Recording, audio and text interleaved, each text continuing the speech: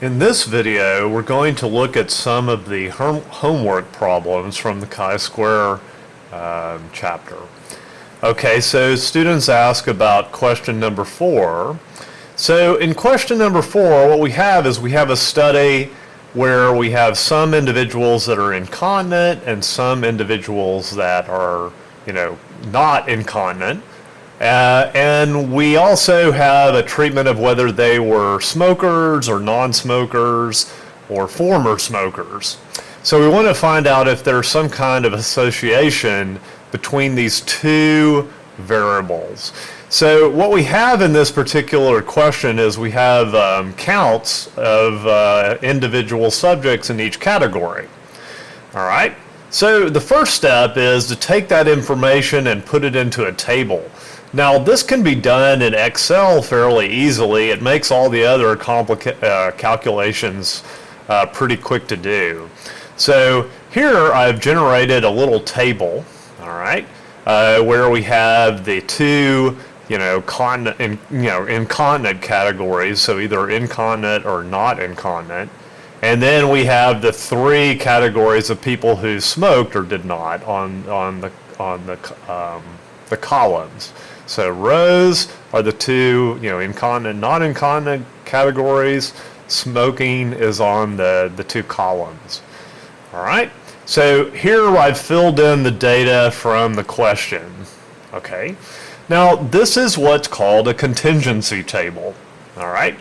So if you try to work a problem like this by hand, one thing you'll have to do is you'll have to figure out what the column totals are and what the row totals are.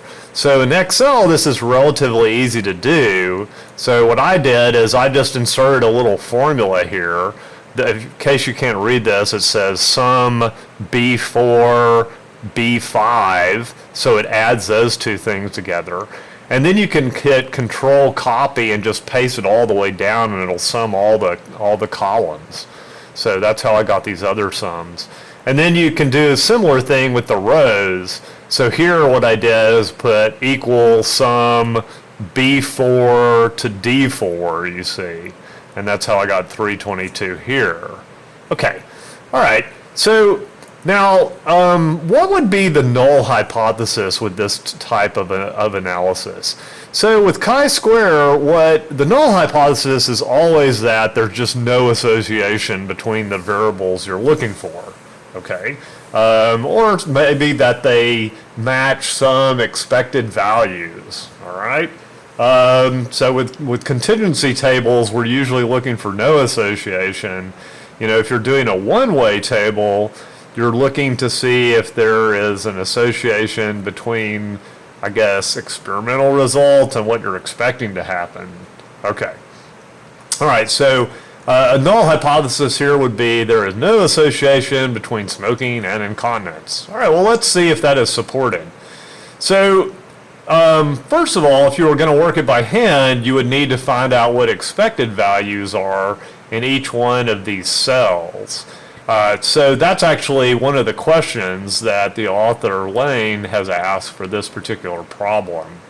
I'm not going to find that for every one of these cells, but I'll show you how to do it because it's pretty easy. So we'll find the expected value for, I believe, this cell, like the number of incontinent versus former smokers. So here's the steps you go through. First of all, you need to find all the totals, like I said. So the column totals and the row totals. And then you say, okay, well, we have 322 people who are incontinent, right? But only 74 of those are smokers, you say, only 51 of them are former smokers. Okay, all right, so that's one ratio. Well, if these are equal, notice that we have 74 former smokers total out of all the participants, 606. So if there's no difference in these categories, they should both have the same ratio of former smokers. You see? So they should have the same ratio in both one of these. All right. So we first identify that. So we say, okay, there's 74 former smokers out of all the participants. That's what we're expecting both of these groups to have, approximately the same proportions, because there's different numbers of participants in each group. Okay, so then in step 3, all right, well, we have 322 that are incontinent.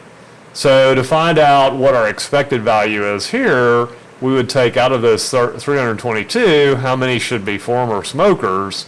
So you'd have 74 out of 606. That gives you that value.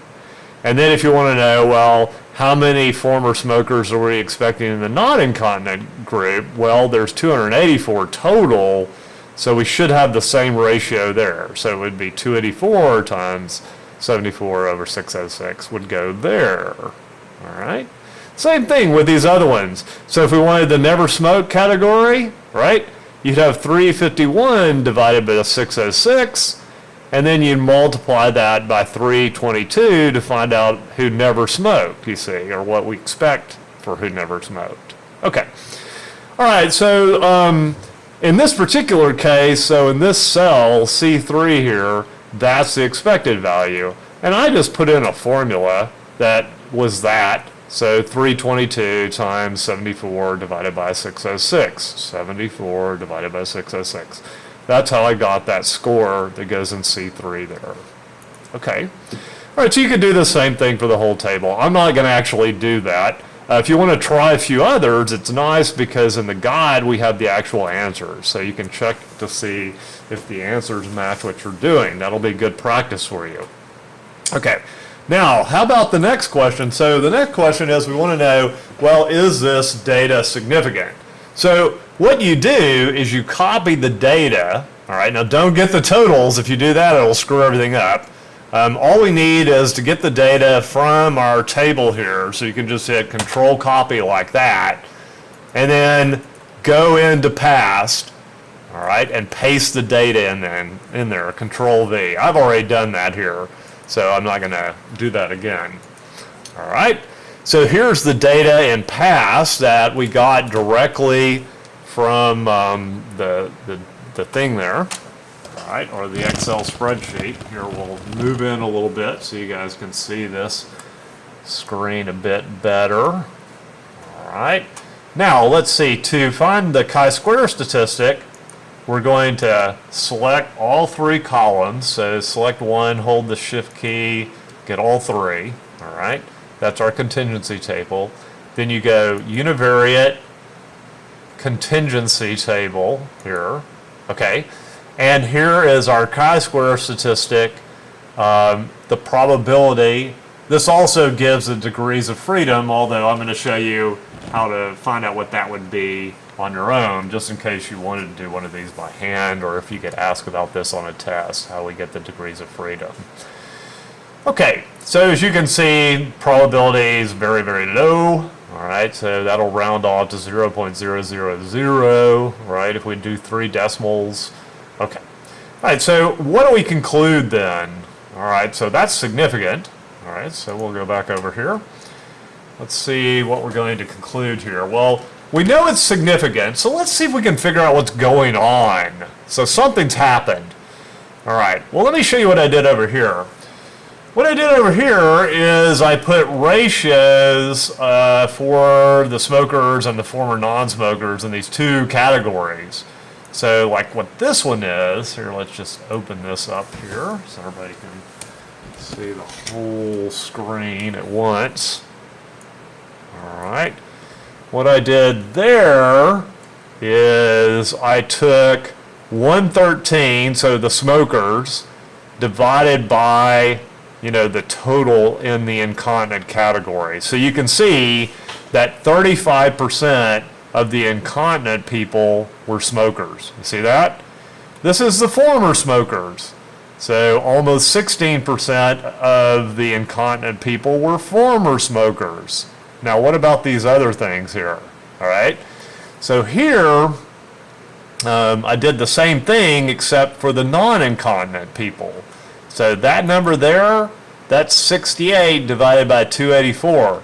So notice in the non-incontinent people, 24% are smokers. You see that? But then you have 8% are former smokers. All right, so as you can see, these are lower, and you can do that with the never smoked as well if you want all of it, but sort of looking at these ratios, the trend is pretty ambiguous.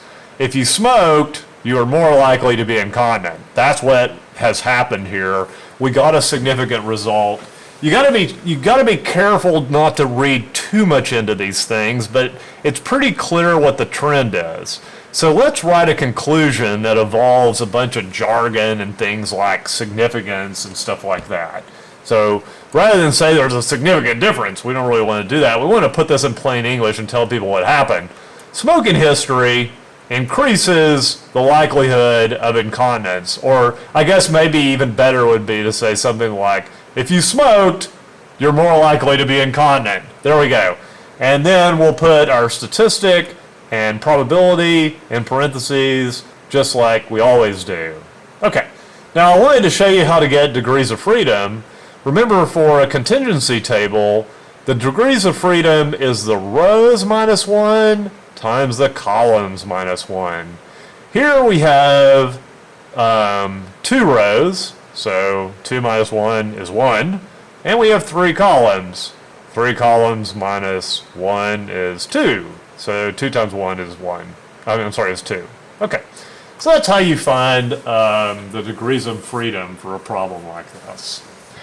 Okay, so let's take a look at another problem. So this time we'll take a look at 17. Okay.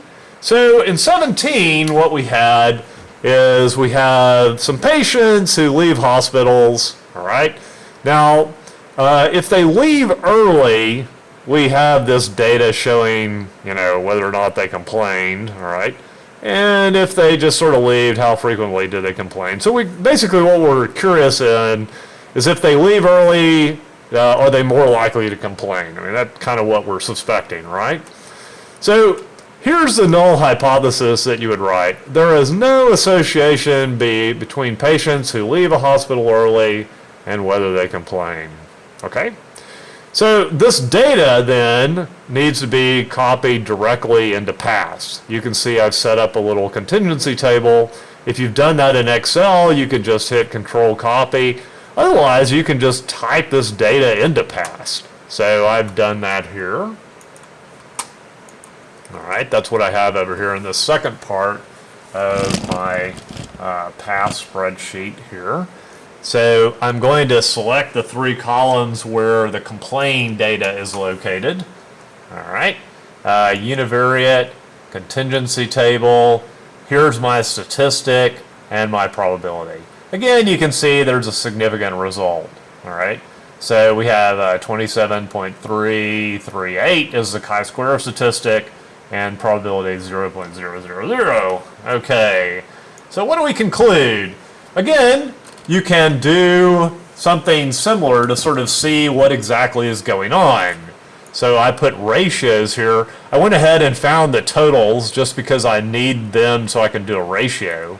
So for example, what do we have right there? What that is the ratio of the people who don't complain out of all the people who left the hospital. Okay? Compare that down here to the ratio of people who don't complain who left early. So you can see it's higher. In other words, fewer people, I'm sorry, let's see, there was no complaint, right, in half of the people who left on time, but only about 29% of them didn't complain in this group. As you can see, in the people who left early, there's a trend. They have more and more they're more and more likely to complain if they left early. On the other hand, it sort of goes the other way. All right. So one thing you could say is patients who left the hospital early complain more frequently. And that's one conclusion we can draw from this particular analysis. And here we have our chi-square statistic and probability in parentheses. Okay, so what about some of the other problems? So for example, in 13 here, one student asked about this one.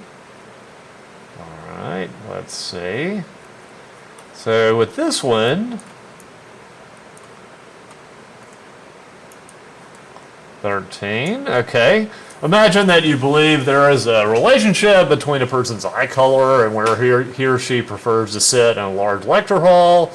You decide to collect data from a random sample of individuals and conduct a chi-square test. So I guess what you would do is you would kind of look at different positions in the lecture hall, and you could do as many as you wanted, but it might be front, middle, and back. You could divide it up more if you wanted to. But then you'd also have to look at people's eye colors. Do they have brown eyes, green eyes, gray eyes? So you'd have to figure out how you were going to divide up the eye color. This is one potential chart that you might use. Okay? So if you use this particular chart, I guess you would have, looks like 4 degrees of freedom, right? Because there's 3 columns and 3 rows. But if you divide it up more, you could. Regardless, you would be taking this data and putting it into past. Okay, so then there's this question here, number 14. Again, it's a type of contingency table. So here we have, this is limestone samples, and they can either be fine, medium, and coarse, and they can have colors that are light, medium, and dark. And we want to know if there's some sort of association here. So for that one, that's 17.14, this would be a good null hypothesis. There is no relationship between color and texture. In other words, you can't, or you could say something like, you can't predict what the texture is just from the color. You know, those are all good null hypotheses. So with that data, again, it can be put directly into past. All right, I did that over here. Notice this time we have more columns and rows, but you know, past can handle just about any number of these things. I'm sure there's a limit, although I don't know what it would be. All right, so you go univariate, contingency test, or tables. Here's your chi-square. Here's your statistic. Notice it's significant. 4 degrees of freedom, just like I was saying. So what's your conclusion? Well, limestone texture can be inferred from its color and vice versa. Okay, so we can say something about the color of the limestone. So here we have a chi-square statistic and a probability. Now, we could go back and see if there's some kind of trend, like maybe if it's darker, it's always coarser or something like that. I haven't done that with this particular data.